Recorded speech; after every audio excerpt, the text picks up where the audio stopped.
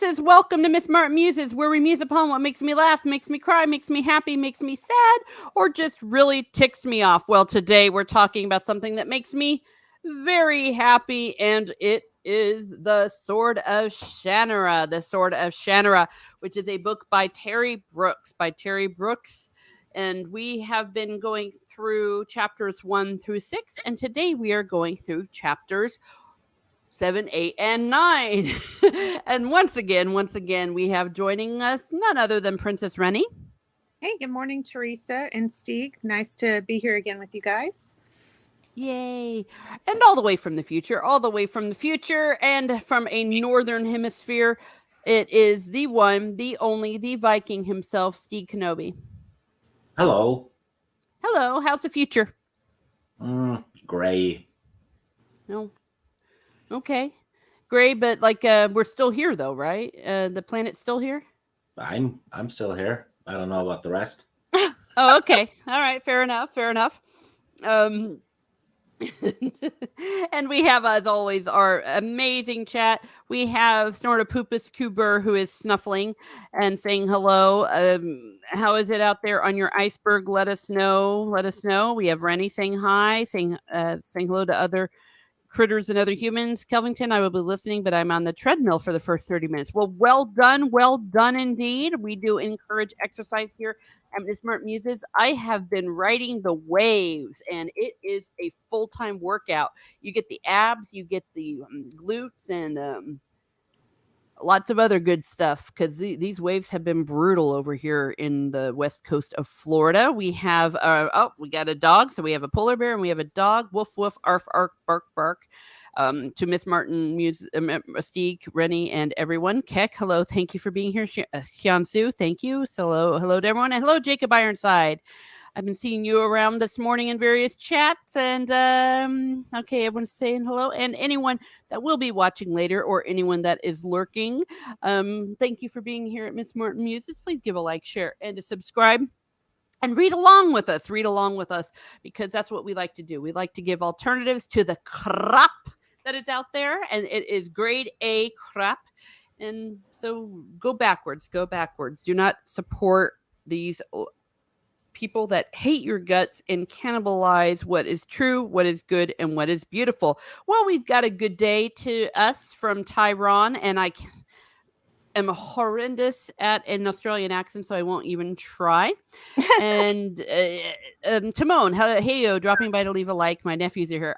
Okay, well, have fun with the nephews. Hope it's not too wild there. I don't know how old they are, but little boys with their energy out there. And great to see you all. So, and I always like to start off with maybe a little bit of an overview. I'll ask my panel a little bit of an overview about what you thought about these chapters, and I would roll for it, but my dice is still in my suitcase. So I'm just going to start with the ladies first. Going to start with Rennie. So Rennie, what do you think of these 3 chapters? Well, 7 and 8 were quite interesting, getting to learn the lore of this version of Dwarves, and also learning what's kind of going on in the rest of the world, and learning a little bit more about Valinor. 9 was kind of tough because it was a lot of more information, so I had to kind of read through that one twice, but it's still pretty informative and it's still interesting. And then you learn something kind of halfway interesting about Alanon, that he could possibly be something pretty cool. So I thought that was neat as well. So yeah, some pretty good chapters.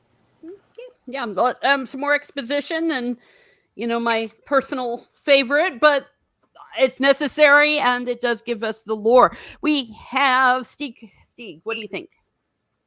Yeah, I like the first 2 chapters better than the third, because I read the book before, so I knew about the exposition. So I basically had to reread the exposition, right? Mm-hmm. Yeah. But it was delivered well, I thought. Felt natural. But chapter 7 and 8 had, especially 7, had a bit of action in it. Huh?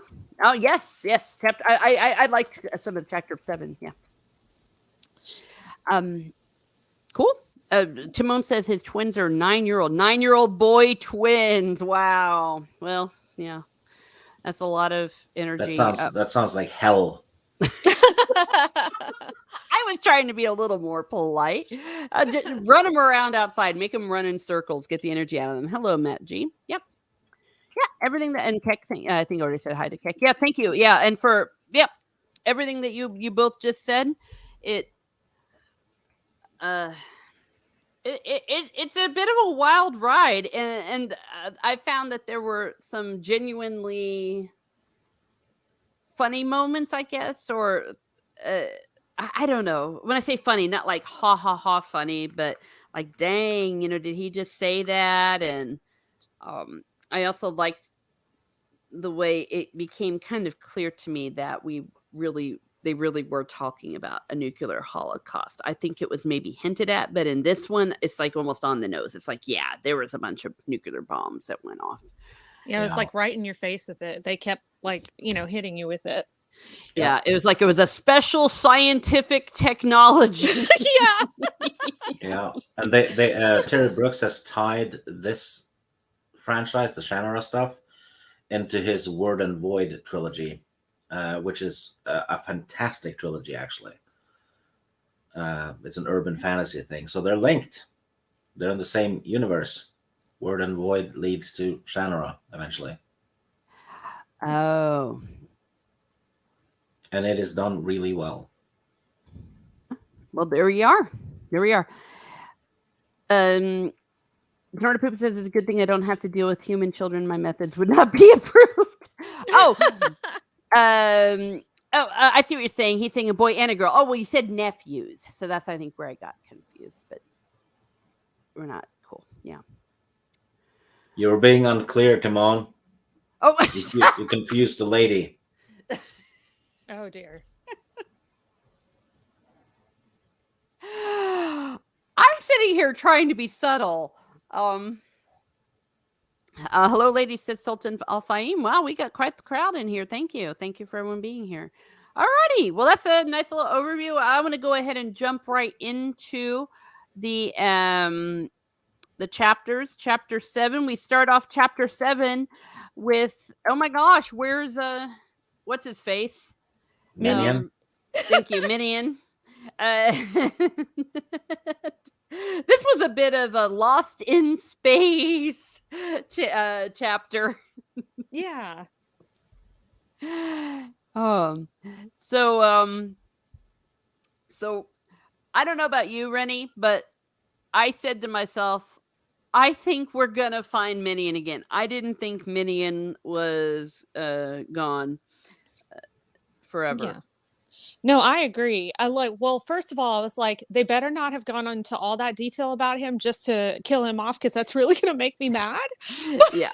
Well, would have been fun, though, if they found him in a ditch. Oh, no.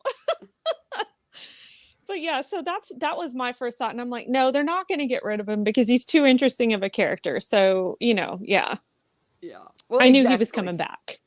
Yeah, and that took away a little bit of the suspense for me because of that. And what does Flick say? Don't worry about that rogue. He'll turn up probably at the wrong time. Right? Yeah. Flick is kind of stealing the show so far. Mm-hmm. Really? I feel like Minion is. Yeah, well, him too, but Flick is kind of, he doesn't like anyone. Sounds familiar. Doesn't like them, doesn't trust them. Yeah. Yeah. Well, and there's a pause in here where Shay actually asks him, have you thought about this trip, about this whole business? What are we really doing? Yeah, it's good that they bring that up because, like, at first, I'll be honest, it was kind of like, so Shay's just going along with all of this. He's not really questioning much of anything. He's just like, yeah, I've got to do it. But now you're starting to see that he's second guessing himself and like, okay, did I make the right decision here? Like, are we doing the right thing? So I thought it was really good to keep the humanity in there, Mm-hmm. Yeah.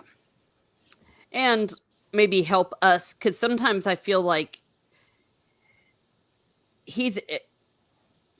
he's acknowledging what we all are, um what we're all asking ourselves. It's like, wait a second, they're really just gonna take off and trust that and all that. Exactly, exactly. It's like, are you serious right now? And it's Yeah. like, okay, they're acknowledging it. So yeah, that makes a lot of sense as well.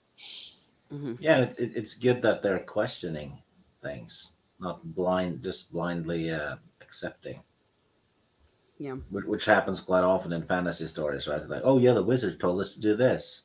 Let's Mhm. blindly follow. Yeah. Yeah. No, that's a good point.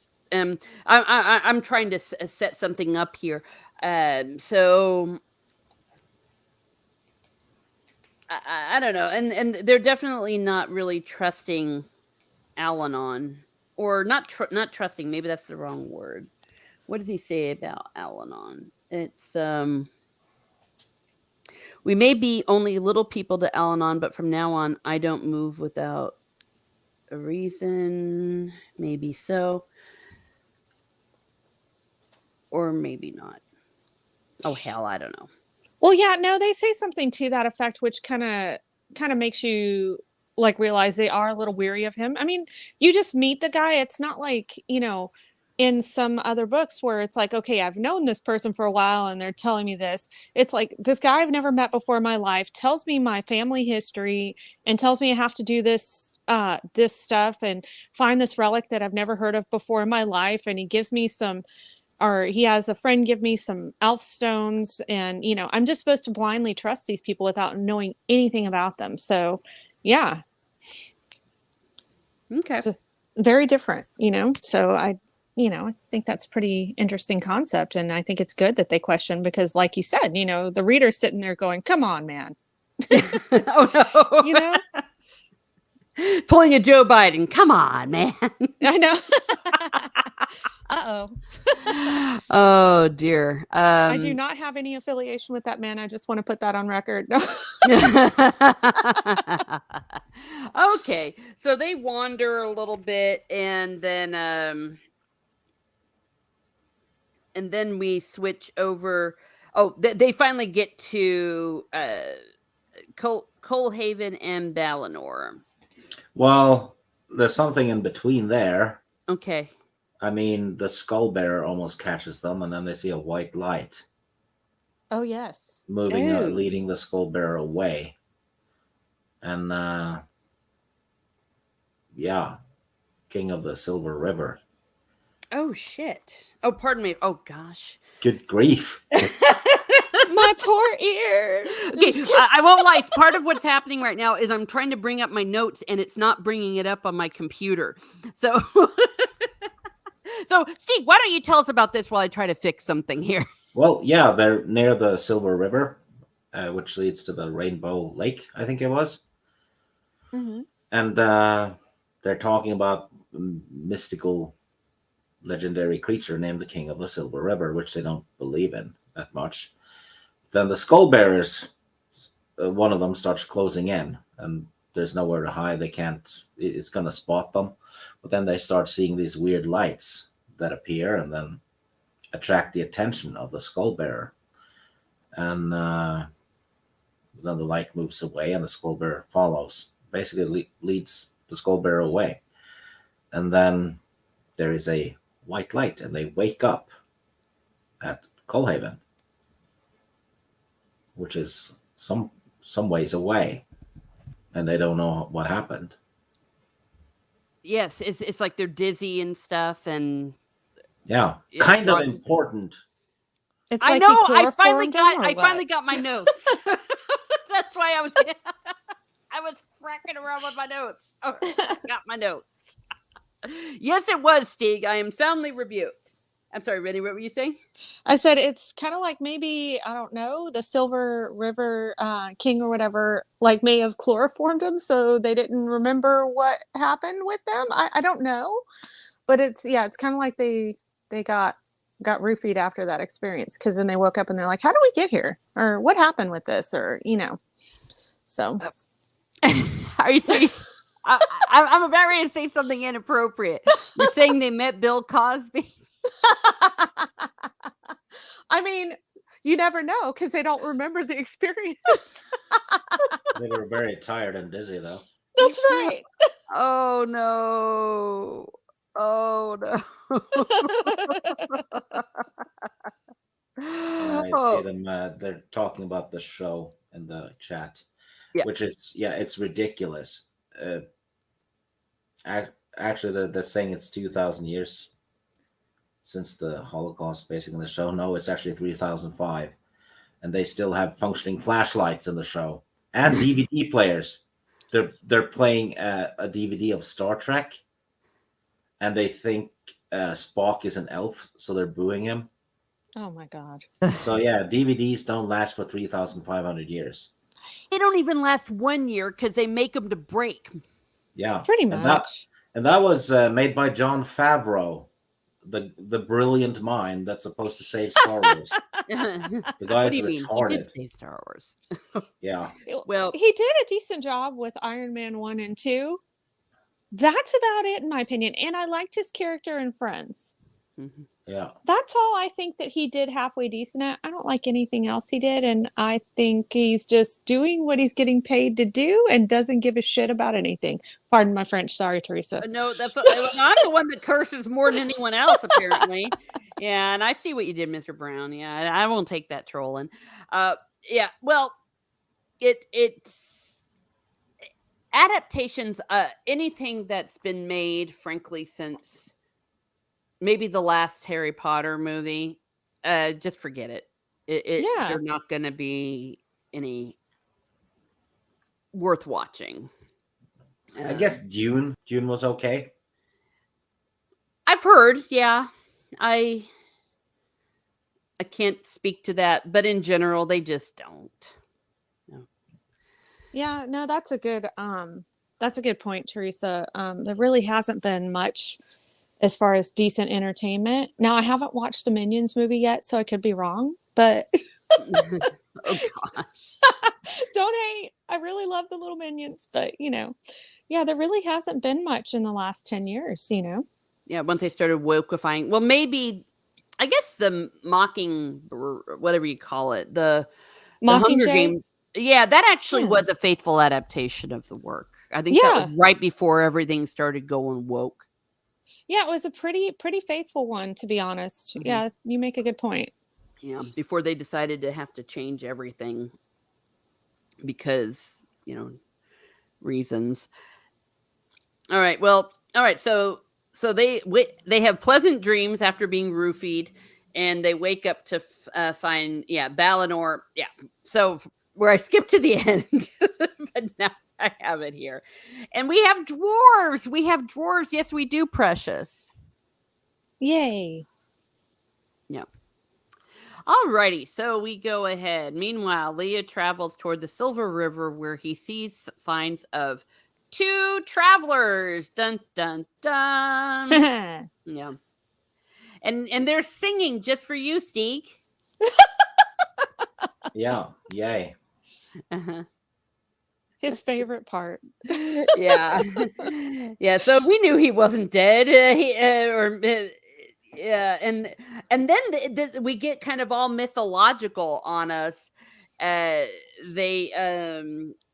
a singing lady in a tree. Steeg, this was reminiscent of some other thing I think you had mentioned. Yeah, Old Man Willow and the Lord of the Rings. And it's like a siren, living in the tree. I mean, never trust a singing chick if you're ever in any of these recently. Sorry. Exactly. Yeah. Just read the Odyssey. You'll know. Don't trust the singing ladies. Yeah, especially and especially if she's pretty. And he gets like attacked by the tree. That actually reminded me of Poltergeist. Oh my gosh, Even that's so creepy. Yeah, it's like suddenly the tree starts getting you. And but in any case, but he's able to cut himself out. But he gets like poisoned, doesn't he? Yeah, all these needles come flying at him, and basically he figures out that they have like a sedative in him. Because you know how like some like bugs or whatever, when they sting, they like kind of give the victim a sedative so they can, attack or eat while they're sleeping. And I feel like that's what the tree was doing to him, which was kind of scary. Mm-hmm. And I just pictured this like really prickly like tree with like needles all over its branches and stuff, and just flinging those things across the air like, yeah, like crazy. Yeah. Oh gosh, they found Bill Cosby. Yeah. Jacob says, if you see a beautiful woman sit in the middle of nowhere in the woods, run away. It's a tree monster. Yeah, exactly. Pretty beckoning woman alone in the woods, Hyunsu says. Not suspicious at all. Sultan Afayim says, I did meet a woman who was singing. Yes, and a dwarf says him. And speaking of which, we do have some illustration. Let's see. And yeah, this is the one that's actually I have in my book. I believe. Yep, there he is. We have a dwarf in the house. Yes. And I'm gosh darn it, what's his name? Heldar or Hell. Thank you. Hindle. That's it. Yeah. Yeah. And I love it. I'm like, this guy's a beast. He like picks him up and puts him over his shoulders and carries him. Oh, and I think, yeah, the Leah is Minion. Gosh darn it. I'm just going to call him Minion. Minion. Or is it Minion or Minion? Minion. I say minion, but I mean, I think it's up to the, whoever reads it. Okay. Yeah, I'm terrible with names. All right. So he's like, Balinor, man. And then he passes out. So that was very convenient of him to let the dwarf know. So he knows where to take him. Yeah, it's like, I must reach the Anar, Coalhaven. Take me to Balinor. And so very convenient gasping here. We endorse convenient gasping here on Miss Martin Muses, so he knows exactly what to do. And I like this picture. I think this is cute. And look at the little apple on his dagger. Yeah. And he's like, yeah, like you said, he's small and mighty. And I believe like in order to stunt the tree, he like threw a huge mace at it and just like whack, knocked it down, which is pretty freaking cool. I'm like, oh dang. Tree defeated. Yeah. Luffy's God said he looks like Gerard Depardieu. I guess, yeah. Oh. Yeah, well, he's creepy, but yeah, he does physically look like him. And it looks like looking 1700s. It's the nose. I don't like that the dwarf has a sword. It's very non-dwarf. Right? They should have hammers or axes. Oh. He does have a but mace, he had a though. mace. I was gonna say. Yeah, because maces you need to bash someone's head in. Yeah.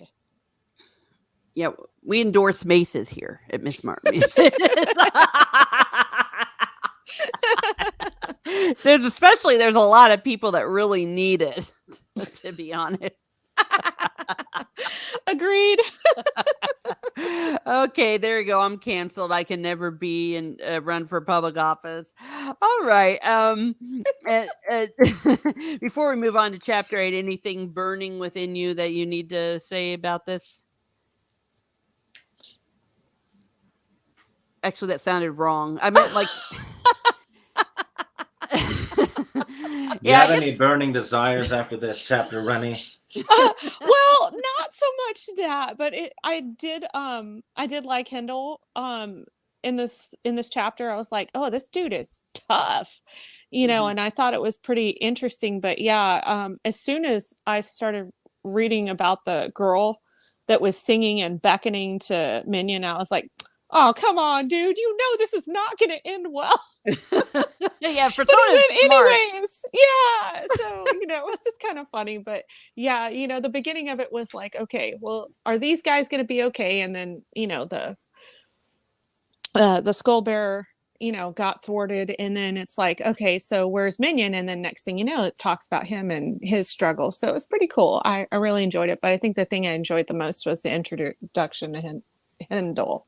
I can't say the name right. I don't know what's wrong with me. Yeah. No, I thought he was cool. Yeah. The chapter also added a couple of supernatural elements to the world with the King of the Silver River and the Siren Tree. Yes. Mhm. So that was pretty. It shows the dangers of the lands, right? And yeah, Handel was a badass. Yeah. And he was only like 5 feet tall. But he Yeah, was still awesome. Yeah, 2 thumbs up. I enjoyed him, and I also enjoyed this next chapter because we got to see the home of the dwarves. yeah, Colhaven. Not a very classical dwarf-like place. Mm.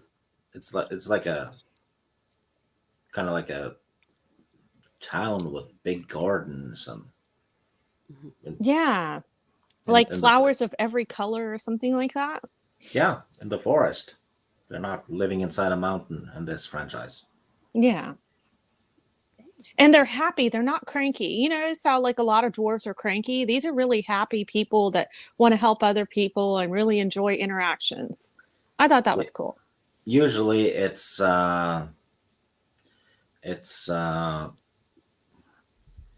they're cranky and Scottish. Well, yeah, pretty much. You can't have Yeah. one without the other sometimes, Yeah. but Oh, okay, great, just great. Now I won't be able to unsee it and hear it, or they've got like that Northern English thing going on. Yeah. Like John Rhys Davies. Well, he's from Isle of Man. Yeah, Luffy's got said, "Where I come from, women don't turn into trees; they turn into angry cat ladies." Yeah, he's from Norway, and he's accurate. Oh my gosh. No. Oh dear. Well, we try here. Snortapoopa says, if it's not dwarvish, dwarvish, it's crap. yes, exactly. From the back when Saturday Night Live was funny. No, but good points about that. Yeah, you're correct, but I thought it was fun. I mean, you had mentioned, Steve, that Brooks is really, really good with descriptions, and he is not disappointed. You really just feel like you're there, and I want to go hang out in those gardens and have a little feast with these guys. I mean, Yeah. why not? Yeah, And he paints a good picture. Mhm. He really does. They sound like normal people, says Sultan Afayan. Thought SNL was never funny. Well, that's I don't know. they had some good skits over the day. More things for you to chase, yeah. So in any case, so they're sitting there going, "Hey, like, where's Minion? What's going on?" And I don't see. Let's see. This is where we're introduced to the Border Legion, and it's a group it's been going on for hundreds of years to protect the people, the Southland people, and Callahorn. And maybe I've just been too much in major politics when I heard Border Legion. Oh no. You're like, where's the wall? We need to build the wall. Build the wall. Oh no. Oh gosh. Is that the Rio Grande? No. Yeah. Oh gosh. Jacob Ironside says, I went to a car tire shop that was run by dwarves. So imagine dwarves rolling tires around as tall as them. Oh my gosh. We're getting really politically incorrect here. But that was actually what I first thought when I heard Border Legion. But and the dwarf people are still out looking for Minnie, and then that's when Hindle comes along, and because he's been poisoned by the sirens needles, he needs to get cured. And then Al-Anon arrives, being the harbinger of doom. That this was, I think, the big thing they were talking about that was horrible is that Paranor was fell to the warlock lord, and the sword has been taken. It is gone. Well, kind of. It's not gone. It's still there. But Paranor has been occupied, basically. Oh yeah, because they're still kind of there, right? Yeah. Well, yeah, okay, yeah, I stand corrected. I mean, it's not in the good people's thing. I misspoke. And then they're like, it's okay, man, because there's only one person in the whole world who can actually use the sword, and that is Shay. Something that as when they describe some things in chapter 9, when we get there, I want to talk about that, because I call a little bit of bullshit on this. I do too. Yeah. So it's very Arthurian to me. Oh, I'm not going to spoil anything, but okay. Keep reading. Okay, we'll keep reading. It's more Arthurian. Okay. I have a feeling. Mm-hmm. the true king. You know what? I'm just going to spoil it. Oh, spoiler alert. Yeah, the sword is stuck in a stone. Yeah, but they said that at the beginning as well. So I think you even see it on the cover. Oh, yeah. Okay. Yeah, I was about to say, it's like, I thought, dude, Steve, Yeah. we were talking. Yeah, because I almost said something about the sword being in the stone, but we've read that far, so we're good. Yeah. Yeah, we're all good here. And so now they're like, since the sword is now in the hands of the bad guys, the dark warlock lord of the something, we just need to go in and rescue it. Well, he doesn't have it. His henchmen, like, the goblins. No, what is it called? No, gnomes. Gnomes. Yes. Yeah, sorry. Same. they look the same as classic goblins, basically. So wait, but I thought the warlock lord was. No, he's way in the north, and he's preparing for war, right? Oh, his peeps just got it. But he had sent people to take Paranor. If you look at the map, Paranor's dead center. Yeah. Okay. And they're in possession of it, but they can't wield it and they can't pull it from the stone. Yeah, and the elves have kind of surrounded them. Yeah. So they're kind of trapped. Yeah, they're not getting north with it. Okay. Well, son of a biatch. All right, I'm trying here, kids. I'm trying. I'm new to this. Okay. So, yeah, and so they now need to have. Oh yeah, the gnome hunters. Okay, under the okay, I've got it right here. All right, and then I like this. There was a dead silence for about 2 seconds before the dwarfs were on their feet, shouting in anger. This. We turned into the British Parliament. This had vibes for me of the Fellowship of the Ring, or the meeting of the Fellowship of the Ring. Oh, okay, yeah. Good. So it's not just me, because I was like, we need a small party. Okay, well, we're going to take this many elves, and so I thought that was very reminiscent. Mm-hmm. Yeah, the only difference is they're not going to heading out to destroy something. They're heading out to steal something. Yeah. Mm-hmm. Yeah. And then they're like, Al-Anon's like, this is the problem facing us, the one we must provide an immediate answer for, the reason for this council. So, yeah. Got another. Oh, thank you. Steve just provided a map for me. Well, that's why women don't drive, or shouldn't. Let me see. Okay, I got it. son of a biatch. Can I share? No. And it especially reminded me of the way Balinor kind of shared his stuff. It's like each person kind of got to say something. Um, and let's see, the evil is the warlock lord, and he cannot be destroyed without the aid of the sword and the courage of a few men, not the least of whom must be those of us in this room. And then he goes, "You shall be the fellowship of the ring." All right, here's the map again. All right. Dagnabbit. Okay. So there we go. So the Warlock Lord sent his gnomes down to Paranor, and he's still up in the north. What is it? Where let's see, where the hell is he? Yeah. Okay. I can't find it, but that's okay. What are you looking for? Oh, well, first of all, where's Paranor?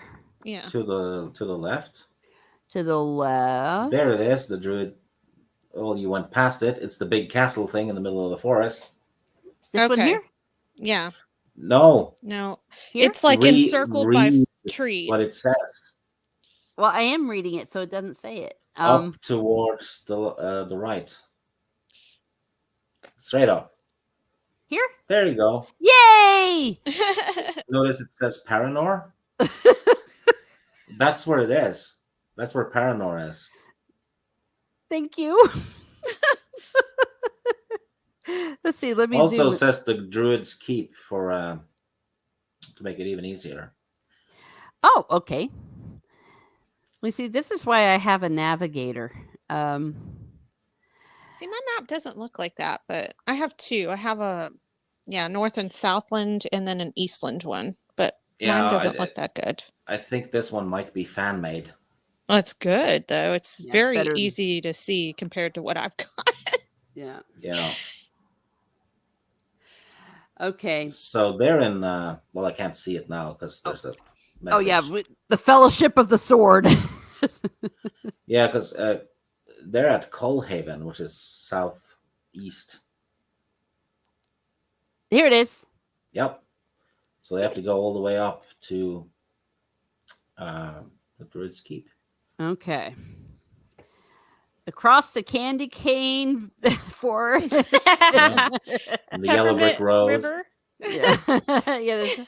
All right. Okay, we're getting there. Oh, I'm feeling a little bit special right now. Ooey gooey gumdrops.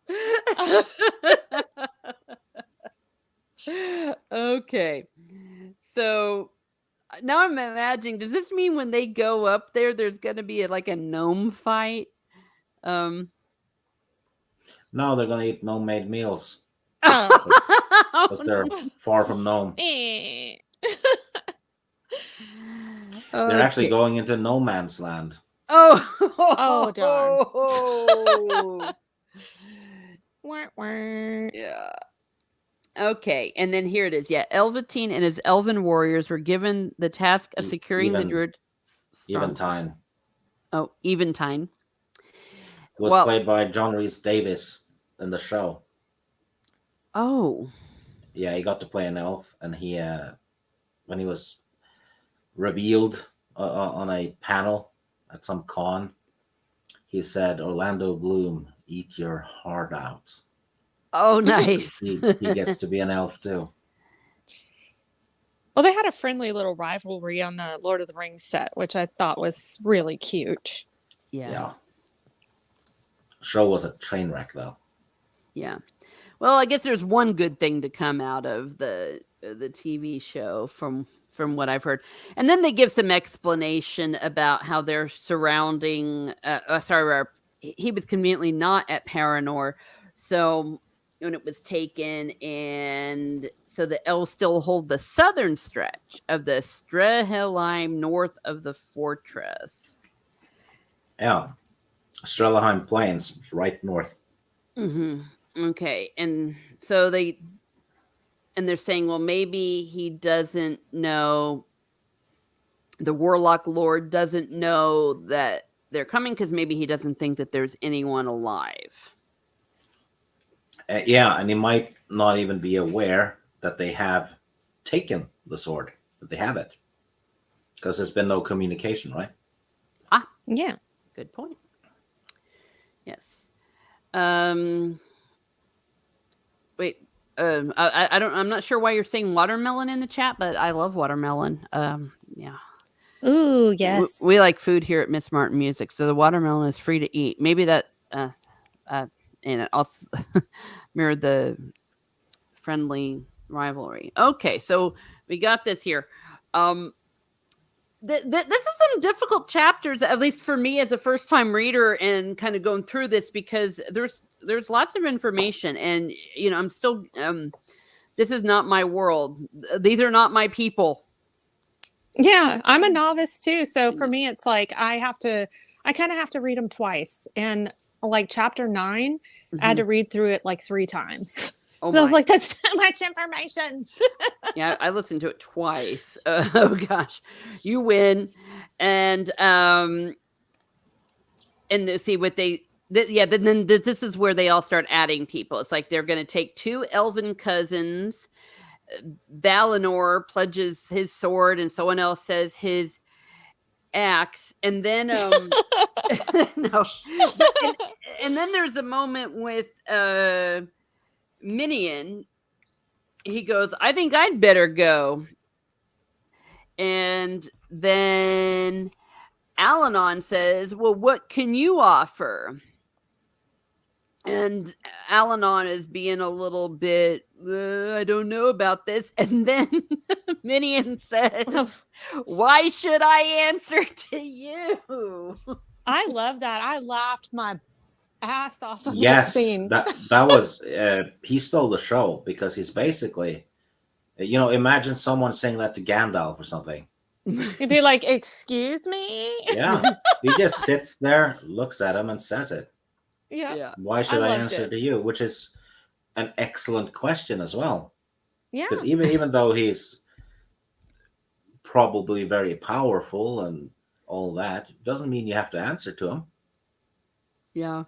Minion's going there to, well, he's basically realizing, I'm probably needed because there's a lot at stake here. There's war coming. If the dwarves fall, then his kingdom would be next for the south, right, Lee? Yeah. But So- that's not why he did it. He did it to goad Shay. Oh yeah, I did that too. He was Yeah. sneaky about it, but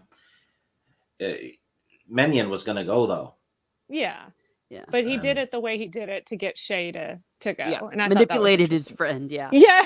Which Pretty much. Flick noticed, which we see Yep. in the next chapter. Mm-hmm.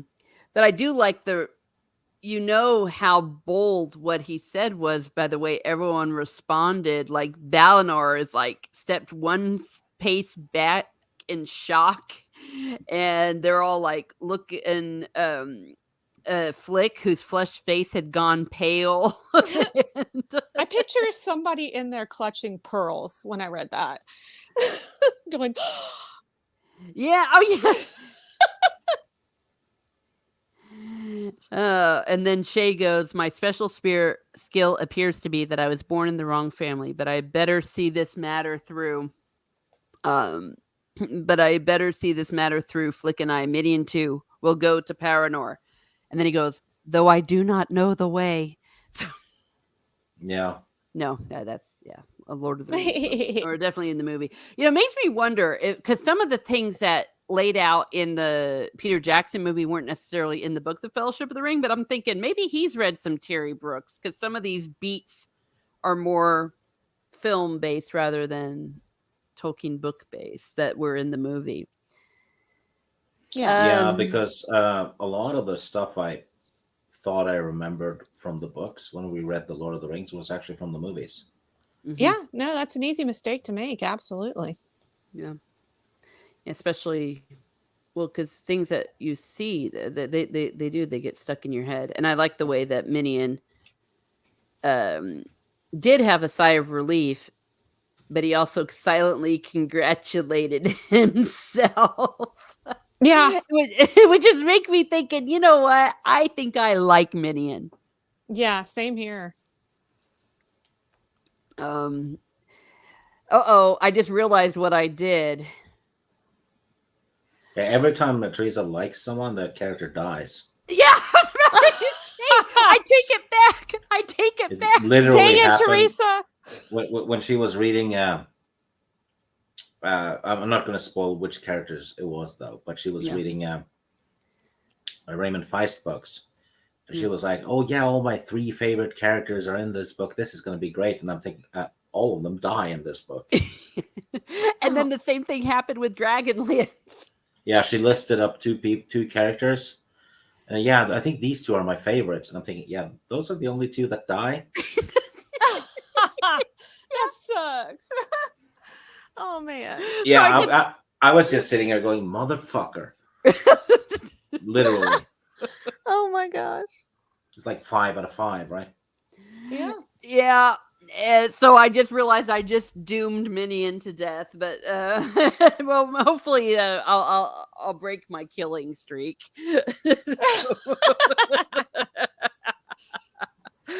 But yeah, all right. I guess I can't say burning desire anymore because that was taken the wrong way last time. But any Rennie, do you have any thoughts before we move on? Yeah, I thought this was a pretty cool chapter. I also liked how Kendall was like, he got back and he was just all cranky AF. He was just like, yeah, stupid guy was trying to fight off a siren with a sword. Who does that? And like he eats his meal and he's like, well, good thing I was there, kind of thing. And he just kind of finishes and he walks off, and it's like, okay. But I still think he's pretty cool. I like the I liked kind of the fellowship, like or their version of the little fellowship get together. I thought that was cool. I liked when Al-Anon got back and then you find out, why he was gone or why he was missing for a little bit. So, they did a good job of explaining why things were happening the way they were. So, yeah, I actually really liked this chapter, and I liked the interactions with all the characters. Mm-hmm. Hey, well, cool. How about you, Steve? Anything?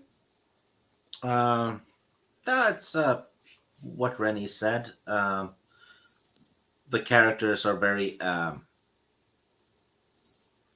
unique from each other, so they're easy to tell apart, Mm-hmm. and they all have their own kind of coolness to them, which is good. And in this chapter, Minion stole the show. Yeah. Mm-hmm. Yes. He really did. He just leaned back, looked at Alan, and said, "Why should I answer to you?" So pompous, but so good. Yeah. Okay. Well, yeah, and I had been kind of warned about that. And it was very well timed, and I just love the description of it. And that's all I'll say about that because I just feel like every word I say about Minion now means he's going to die. Okay, so we move on to chapter 9, where, like we've said, we find out that Minion was in many ways trying to force his hand and Shay's hand rather, but Shay was gonna have to go because otherwise the whole thing wouldn't work. And I think that's what Al-Anon says. I think Al-Anon says that to him, that because if we don't have, if they don't have the heir of Hurl or Ural or whatever his name is, Shannara, the sword is just only so much metal. Yeah. Oh, and what is it? Is it pronounced Shan? Shan who? I think. Oh yes, in the chat. I was like, wait, Yeah. what? I don't remember that character. No, it says Minion is very similar to Han Solo. He's a bit of an ass at first, but cool and gets better once you know more about him. Yes, he's very Oh, Han that's fair. Solo-ish. Hey. And this book came out the same year as Star Wars. Actually, 77. Yeah. Well, happy coincidence. Yeah, good analogy. Yes. Yeah, and Jacob says the same thing. I didn't like Minion at first, so I thought he was a spoiled brat.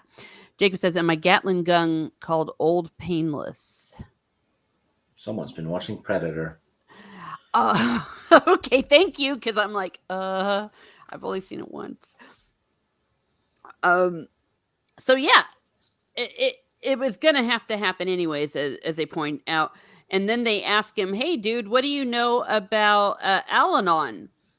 And he's like, "Well, not much. He travels a great deal, blah, blah, blah." And then I forget what he reveals. He reveals that he's like descended from the great druid Bremen, perhaps even of Geliphile himself. So there, the elders of the dwarves say that he is the greatest of the druids. Yeah. So is everyone does everyone have a famous friggin' ancestor in these? Pretty Yeah. much.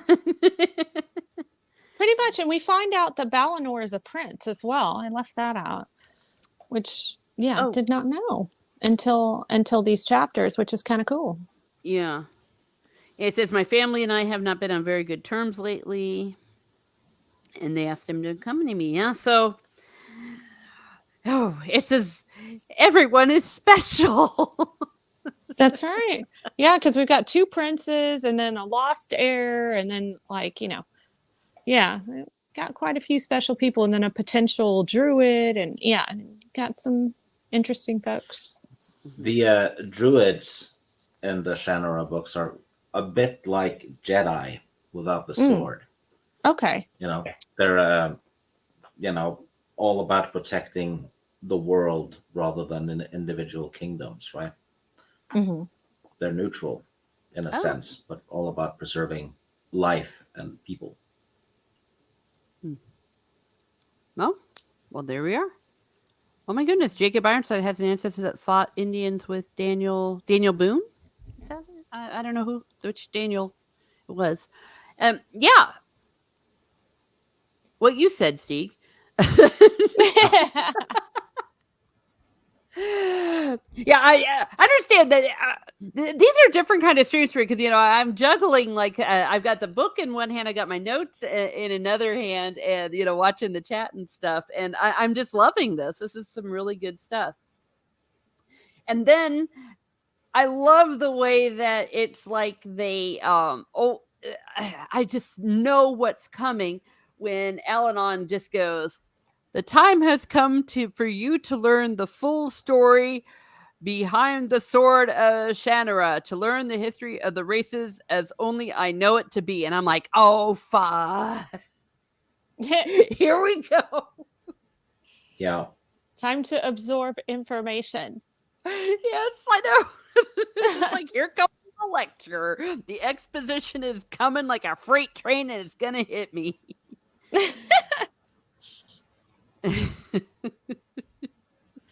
I think all of the books, though, at least later on they do like proper trilogies, right?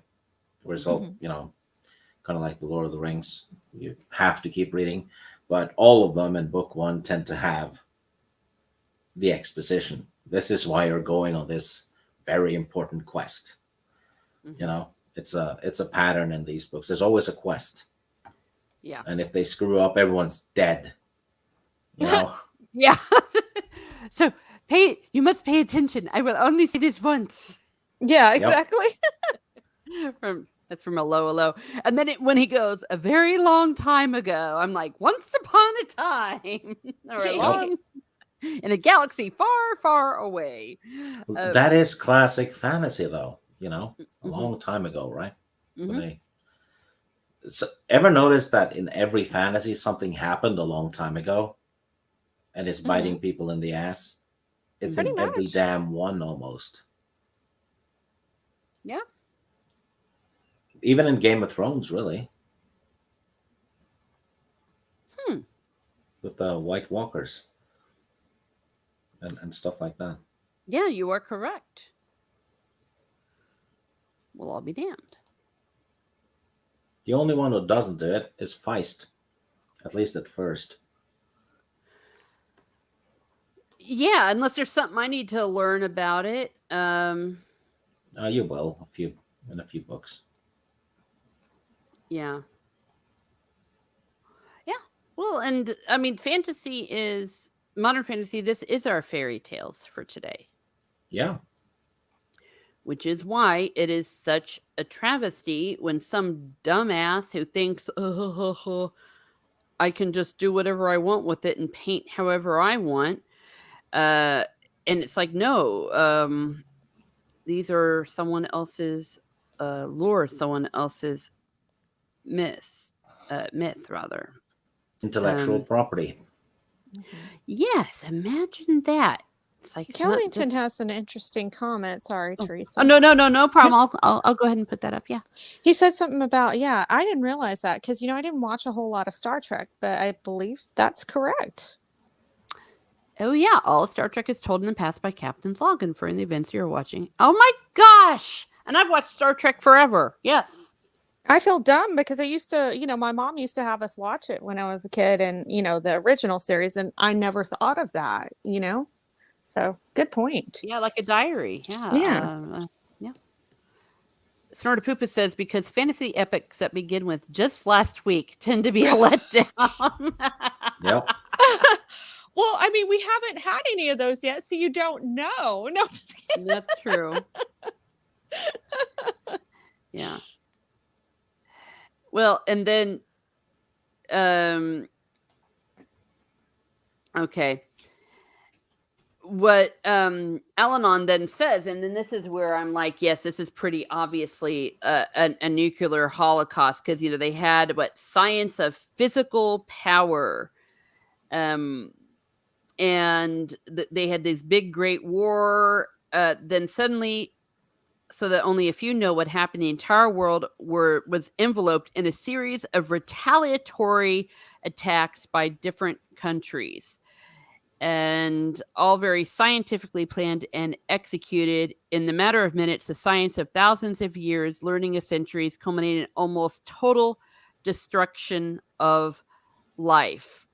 And it began a series of explosions and upheavals that it completely altered the surface of the land. The initial force did most of the damage, killing every living thing over 90% of the face of the earth, and breaking the continents apart, drying up oceans, making lands and seas uninhabitable for several thousand years. It should have been the end of all life, and only a miracle prevented it. So, boom, nuclear holocaust right there. Yeah. Also, that miracle is a trilogy of books. Oh. Yeah. It's after the Word and the Void trilogy. Then you get the Melody, the Miracle trilogy, and then fast forward a long time, and it starts turning into the Shannara world. Oh. So it's pretty cool, pretty well done. Okay, cool. And then this is a part where I might need some help from both of you or all of you, and is that the learning, I think they're trying to say that the magic or the learning of the druids or something was left over from those science texts, because they said that they kept the secret of the sciences. And did that, was that supposed to, are they implying that that's what became magic, or am I totally off? From what I understood, it was basically that they tried to preserve science, right? The beneficial one. And then you had a few of the, druids were geniuses, and they wanted more. And they discovered magic, which had no basis in science, really. And they started meddling with that, right? And then power corrupts. Oh, so it's just because they were all smart and stuff. Yeah, I also thought it was good that he added that people tend to repeat history because they don't learn from it, and that is completely accurate. You see it today with people going, "Yeah, communism is really good." No, it isn't. Yeah, we didn't used to think that way during World War I and II, right? I mean, yeah. Guess why? It's because they didn't learn from history. Exactly. No, you bring up a good point. You really do. So, I like that they said that, because I'm like, wow, yeah, that's true. And this was written in 1977. or published in 1977. So Yeah, what does and that say? yeah, and before the war started, right? Mhm. People started arguing about everything. There was division all over the place, which is what we're seeing today. Mm-hmm. Yeah. Yeah, and that it's they that gosh, you're right, and the fact that usually these bad ideas they start off as good ideas or with good intentions, Yeah, Yes.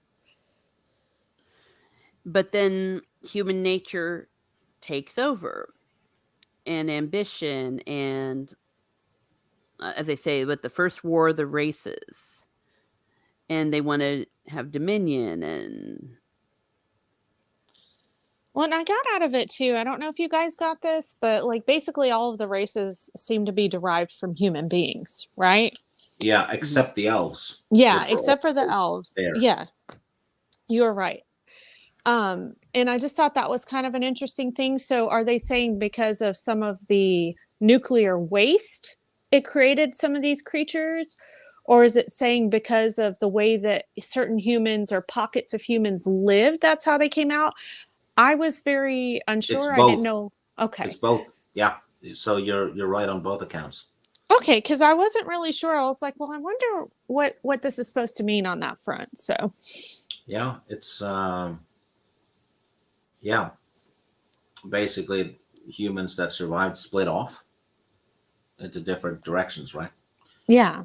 And they lived a certain way for thousands of years, and they kind of mutated and developed into dwarfs and trolls and gnomes. Well, I know they talked about dwarves, right? I think it was in the second or third chapter at the very, very beginning of the book. And they talked about how dwarves were like humans that went and dwelt in caves and out of the sun, and they wound up shrinking and adapting to the, harshness of the caves and the lack of sunlight. But, we just didn't get that with the other races. So I was like, well, maybe this is what they meant, but I wasn't sure. Yeah, no, you got it right. Yay. okay, so we're talking about really, really long period of time for Yeah, evolution to. Yeah. yeah, and a lot of pollution and radiation tossed into the mix. Oh, okay, my head is now exploding. Same here. I'm sitting here. I'm trying to. You know that meme with Winona Ryder, and where her eyes are going, and then you see all these equations and all Yeah. that. No. It gets explained and fleshed out a bit more in the Okay. earlier books that, like I said, the Word and Void trilogy, Mhm. which when you read it, it has not a damn thing to do with Shannara. It's a urban fantasy thing set in, I think it's in the Pacific Midwest. Hmm. A female protagonist too, a very good one, which wasn't supposed to exist. Uh, that's probably the best trilogy he's ever written, to be honest. And then you get like a bridge trilogy that bridges it with the Shannara. Hmm. Okay. Alrighty. Oh yeah, also possibly meddling with magic. Someone says in the chat. Okay. Yeah. Let me bring that up. Yeah. Yes, that is actually a thing with another species we haven't seen yet. I don't think they Hmm. show up until the third book. Mm-hmm. Oh. Oh well, look who's here, George Lucas. Thank you for showing up. Yeah. I'm really flattered. I'm very flattered that you decided to show up. Yeah, we've been talking about some of your works. Zakrot, howdy y'all. Hello, Zakrot. Yeah, and it's well, and the guy. Holy crap! There's even more stuff here. Um, yeah, the sword. This is something I also talked about. Is that this Bremen guy? He was he I don't know what the fuck actually is going on, but that is something to do with the sword of Shannara. It says draw its strength from the minds of mortals for whom it acted as a shield, a power of the sword. Yeah, he made it. to counter Brona, who had become the Warlock Lord.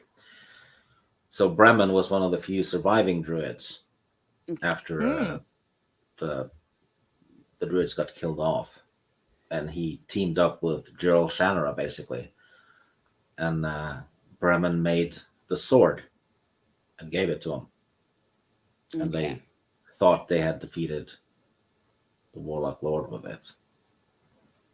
Okay, and the Warlock Lord, he'd like disappeared. Okay, and then this is something that I've brought up is that almost calling BS on is that you have to use the sword. You have to have the will to use the sword. It's like, but why is only a son of the house of Shannara that can do it? And that if you have followed blah blah, he goes on. While the sciences of old operate on practical theories, there's a different principle. Its power is potent only when it is believed. For its power over the mind, which can neither be touched nor seen through human sentences. If the mind does not truly find some basis for belief in its existence, then it can have no real effect. And then that's why the warlord guy can't use it. And I don't know. I felt like that was some bullshit.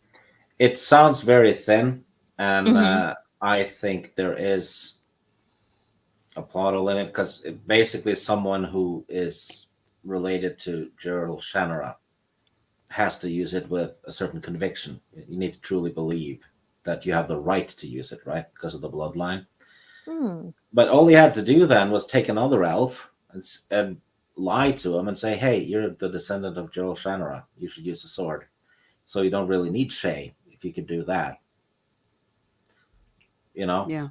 But still, it's the how do I put it? The stuff you have an issue with about how it's being used and all. Because logically, then Gerald Shannara should have destroyed the big evil. Because he's definitely related to himself. And he used the sword. Well, I would hope so. Yeah. But it will be explained later on. So there is I think you'll go, aha. It actually did make sense. But it still doesn't make sense that you need Shay to do it. That bit doesn't, because you could always, like I said, just trick someone. Well, but it says that it has to be an heir of Shannara. Nobody but the heir can pull it from the stone. But the heir has to believe, right? I don't know. That's what I got out of it. Yeah, it's I think it's a bit thin. Yeah. But it will make sense in the end. Okay. Well, I'll go. How's this? To some extent, not completely. Okay. I think you'll be satisfied, though. Let's put it that way. Okay, because when I was listening to it, I said that sounds like some bull. Yeah, it does. Yeah, it's like, tell me another one, pal. But how's this? I'll go along for the ride. I will continue going along for the ride, because and trust. Also, Alanon did consider telling them more, but he decided to wait because he didn't think they could handle it, right? Yeah. Correct. So there is more. However, I don't remember what the hell that was. So we'll see. Yeah. Because leave me now, he said suddenly. Yeah. The real reason he keeps breaking off and doesn't want to tell us is because Terry Brooks is like, they can't handle any more exposition at this point. Yeah. Too much information. Exactly. I mean, my head's hurting over going through this. Yes. Exactly.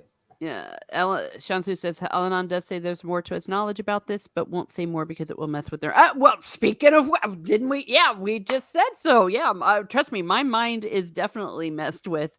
Dana Scully, blood will tell. Oh, Shansu says Steve talks faster than I type. No.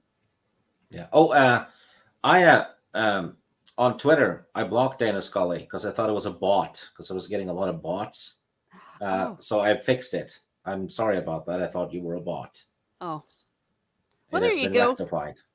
Okay, so if if you found yourself blocked, Dana, Yeah. it's all good now.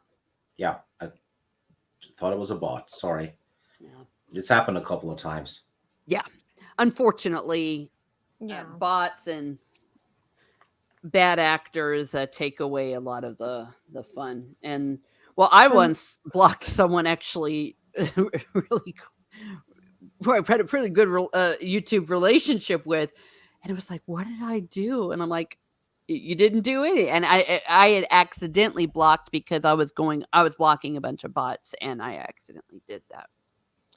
I always get the OnlyFans people or like, come check out me on the side. I'm like, no. It's like, no, you're not that good looking. No, but Yeah. Well, it's either like girls or ugly guys. Yes, it's all bad. It's a bad mix for me, anyways. Yeah. Well, and I get a lot of comments on my YouTube on my YouTube videos, so I get excited. It's like, yeah, I got a comment, and it's like XXX girls. Yeah, Dana says that's okay. Twitter is crazy. Well, okay, and so then they all, I guess, decide to go to sleep because they got to wake up for their journey to Mordor. So, we also learned that Balinor has a strange relationship with his brother and father. Yes, and that's partly why he's where he is. Yeah, he just, screw this, I'm going somewhere else.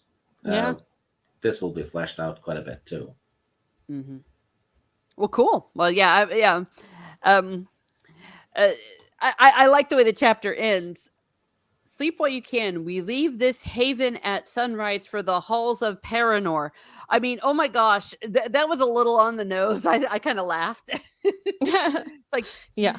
For all you paying attention at home, we will leave this haven.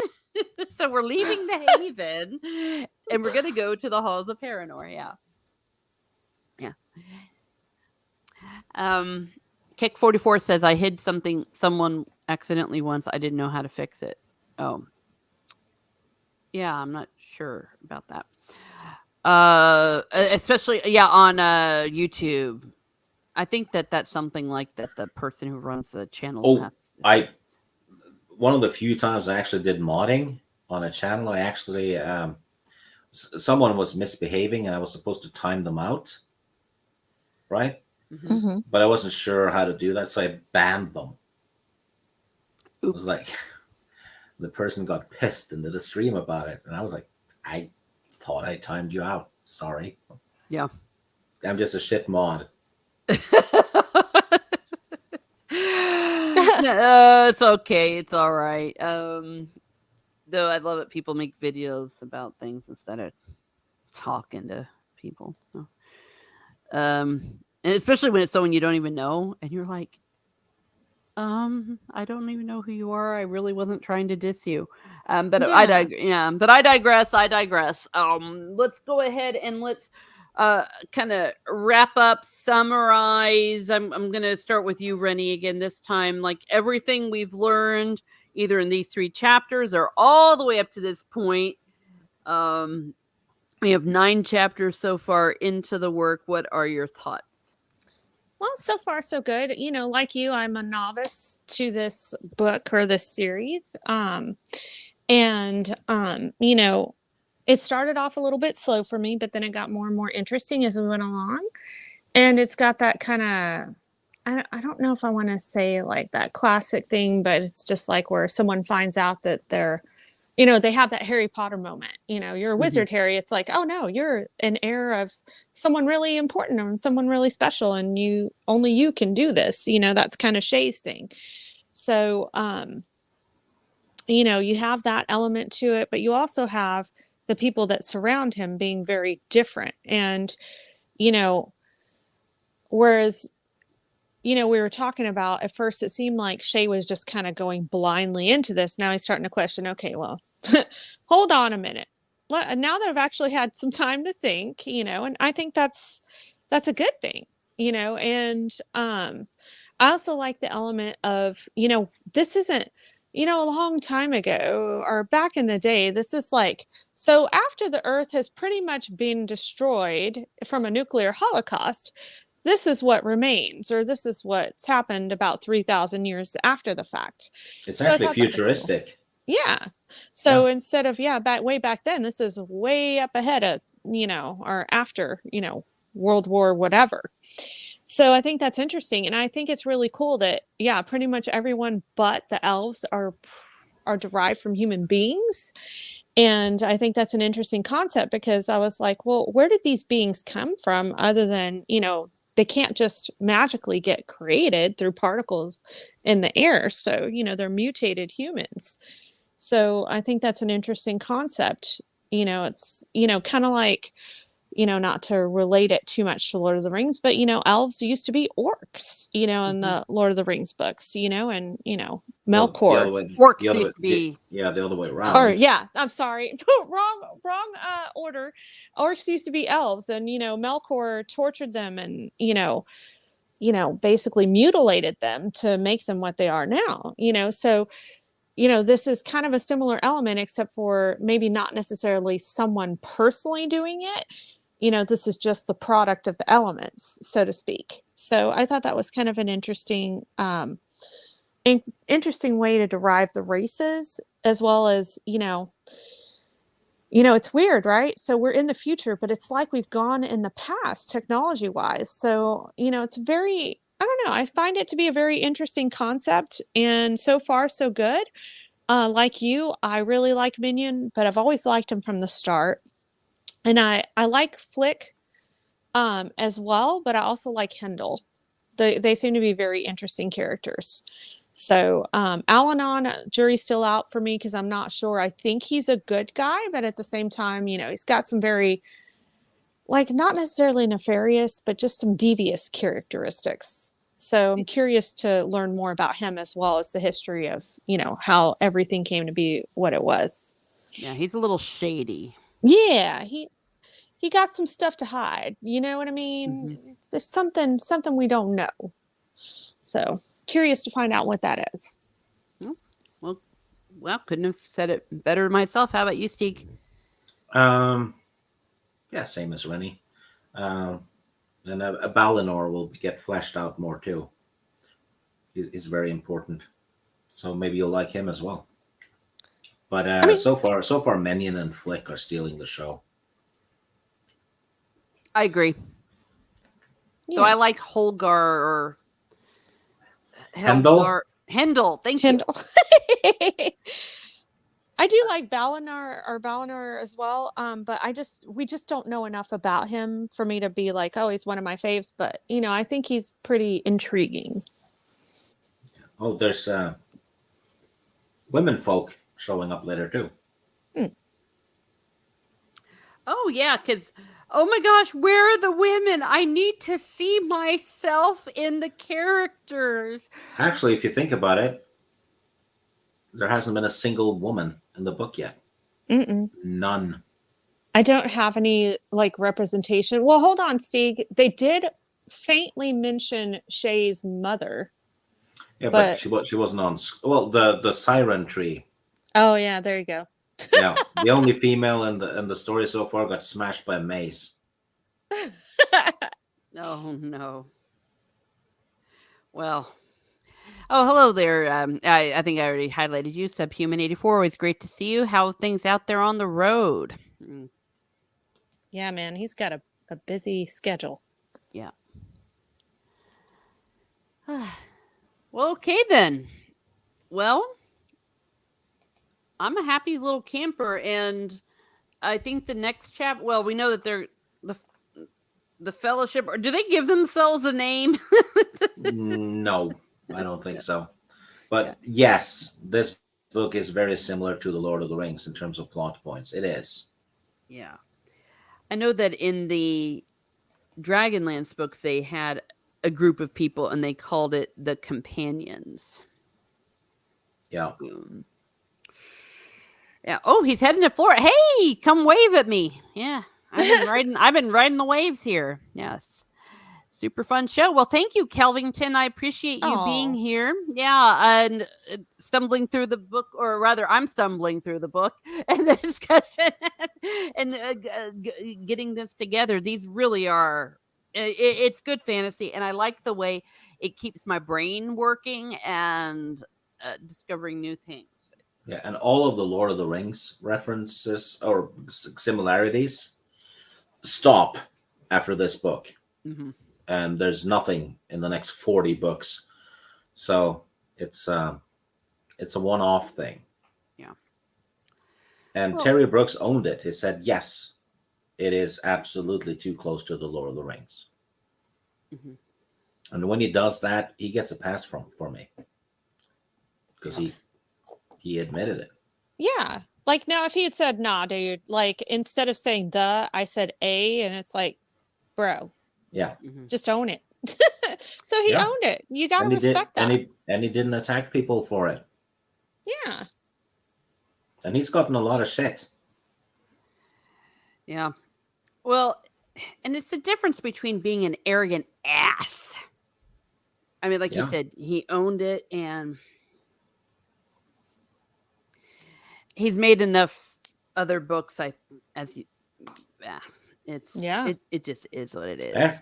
I saw a story about Terry Brooks that Raymond Feist had put on his Facebook page, and it was when Feist was new, a brand new writer. He had written one book. He was sitting there doing a book signing, and someone had walked up to him and said, "Can you sign my book?" And Feist did, and he asked, "Who should I make it out for?" Right?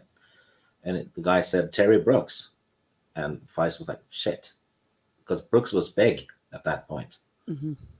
And Terry Brooks had not done what other writers do. He hadn't announced himself, right? And look, I'm here too. I'm huge. Come sign. Come buy my books, right? There's nothing of the sort. He just walked up and wanted Vice to sign his book. Didn't make it. Not any kind of announcement, Hmm. Didn't try to steal Feist's thunder or anything, or insert himself, or did it on the quiet, Yeah. which is if you see interviews with actors and all that, and you see one actor behind the other in the background will always show up and try and hog the spotlight a bit, Yeah. Hmm. shit like that. Writers do that too, but Brooks didn't. Nope. Yeah, Hyunsu says he sounds like a real stand-up guy. Yeah. They I don't know what happened suddenly that turned everyone into a-holes, but it seems like there was some decency back in the day. Oh yeah, hell yes. A lot of the old writers are kick-ass people. Robert Jordan was too. Hmm. Hmm. Not too proud of themselves. I think probably it was before social media where they learned they could show off. Jacob says those dwarves are real witch tree smashers. Yep. And where I am in Texas, we've had a 10% drop in temperature from yesterday. Oh, then that means it's probably only 100 degrees. I was gonna say, yeah, I think right now it's only 93 where I live. I mean, that's it. Just 93 and Oh, I it's was gonna barely say 12:30. that's like winter. My goodness. Yeah. Yeah. Kelvington says 2012 when the Earth was destroyed by CERN seems to be the point where it started going off the rails. Yeah. Yeah, I know. I was thinking. Oh, just a side note: the next 3 chapters in this book are going to be very entertaining. Oh, okay. Mhm. Unless I'm remembering it wrong. But yeah. It's gonna be great unless it And isn't. Well, that's okay. There, we're tolerant people here at Miss Smart Music, and I am sorry. Like I said, I think I got to everyone. I think I got everyone on my panel. My my brain is going on 5,000 cylinders. This stream almost, or these chapters have been similarian, not quite similarian because everyone kept the same name, but I felt like there was a lot to process. yeah, and this the story about Bremen and Gerald Shannara. Mhm. There's a novel about that. It's called The First King of Shannara. It's a Oh, standalone book, which I think you have actually. Yes, yes, you Yeah, Hmm. it's helped so me. Oh, that's you right. can you get to see what happened back then, and also how some things developed from that story until what we see now. Well, cool. Well, nice. Yeah. See. Look at all these things that Continuity, we have. continuity. Continuity matters. Yes, Yes. it does. Um, Yeah. So for those of you listening, those of you who might be listening in the replay, you can always catch up with us. I mean, we're only on chapter 9, and or save these. I'm going to be putting these in a playlist the same way I have with the other book streams, and get out and enjoy these. I'm also right now still in the midst of the Dragonlance. Those are loads of fun. I know the Forgotten Realms books. Lady Toriel, she loves those. The Dritz books. Loads of fun Lady Toriel loves it if it has an elf in it. If yes. it has an Yeah. elf, she is sold. Yes. If it has two elves, you won't hear from her until she's read the book. Yeah. Oh, speaking of which, if there's anyone in my chat or something that can put her GoFundMe, or I don't know, Steve, if someone with a wrench could go ahead and run do that. Yeah, yeah. That Lady Toriel, she's which she needs some help with some bills. She's had some been having a tough time of it and needs just a little bit of extra help. Any little bit is definitely appreciated. Um, and we love our elf here, and so she's legit. We love her. So please consider that, and I should probably tweet it out on my Twitter again. So Rennie, what's going on? What do you got going? Well, today on Mr. Brown Alliance, we will be talking about the James Bond movie For Your Eyes Only. So, that is with Roger Moore, my favorite James Bond. So we'll be talking about that around 4:30 Central, I believe. So I'm very excited about that because yeah, I've only been bugging him about it, so he said yes. So and then I'll be back next Saturday for Sword of Shannara. So that's pretty much what I've got going on. I may be on Browns on Sunday, but I don't want to say because I don't know yet. So Okay, well, cool. Um, let me see. How about you, Steve? What's going on with you? Uh, Nothing. Um, well, maybe a Morris channel on Wednesday for a cringe factory, Hmm. and then this place on Saturday. Yay! Well, most excellent. Thank you, Snortapoopus, for putting the link to Lady Trail in the chat. Yeah. So if you haven't already subbed to Jade Shadow, go ahead and do so. She does some of that fun cringe stuff. And also check out Lady Gravemaster. She did a 80s movie thing with Steeg on Friday. Oh yeah, we did our 1985 stream where we Mhm. basically, well, we yap for a bit about whatever, and then we talk about some facts about 1985, right? Because Mhm. that was a year for that stream, and then we reviewed a movie which we had given to each other to watch. I was to watch Lady Hawk, and she was to watch Silverado. So we talked about both those movies. And next time we do that, um we do it once a month, I think, something like that. We're gonna do 1986, and I am to watch Heartbreak Ridge, and Lady Greymaster is to watch The Wraith, which Oh, is an awesome movie with Charlie mm, Sheen, and she had not watched it before, so I think she's gonna be very pleasantly surprised. well, there we go. I actually haven't seen either of those. Oh, Oh, look. Oh, you have a fan, Rennie. Rennie's absolutely oh, amazing. Yeah. thank you, Subhuman. You are way too kind, my friend. Yeah. Oh, yes. Good, Jacob. Yes, I would love to see it. So I will keep an eye out. Make sure you tag me in it. Teresa is breathtaking. Ooh, Oh my gosh. How about Steeg? Uh, it, you don't he's have to. lovely. Remember we said yeah, he's last lovely. week. Yeah. Yeah. Okay. I'm sorry, Steeg. Was there anything more you were saying? No, I was just gonna say no. It doesn't have to. Yeah. Yeah, Okay. Oh, yeah. You were saying because I hadn't watched it. Yeah. no. Subhuman does not. Yeah, he says Stig is meh. I'll take it. Wraith, don't remember that one, says Kick. Okay, well, that's great. Well, I want to, Stieg is lovely. Oh my gosh, Sort of Poop, it says Stieg is lovely and alluring. Oh my goodness. Ooh. He just Ooh. wants me to slip him the salmon. Well, that could be. Never mind. Just come find a fjord out there with your iceberg.